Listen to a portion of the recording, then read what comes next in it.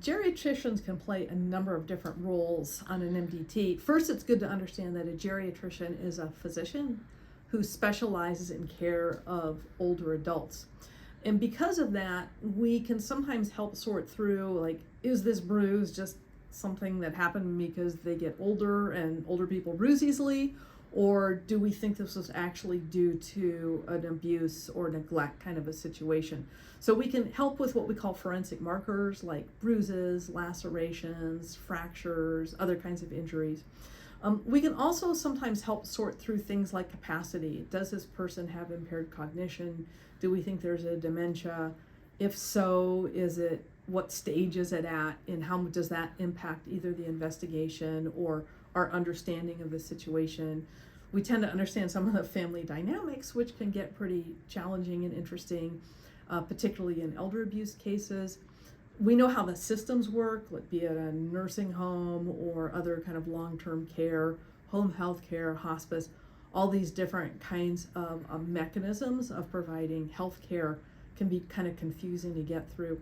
The other thing we're really good at doing is looking through charts, medical records. So what might take a law enforcement officer, who knows how long, to sort through the different abbreviations and medications, etc., we can probably get a handle on that pretty quickly and efficiently. So we do a lot of chart review that tends to be helpful for law enforcement investigations as well.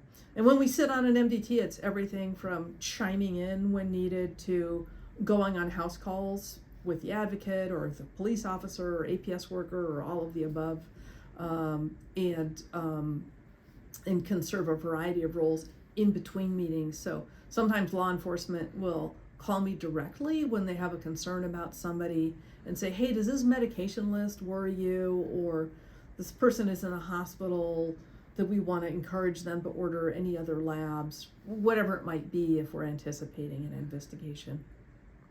So it's a variety of roles that geriatricians can play, but I think just establishing a relationship with one of us can be helpful. And if there's not a geriatrician available, another primary care physician, many of whom know a lot about this stuff as well. And that's kind of your smorgasbord approach to what geriatricians can do on an MDT.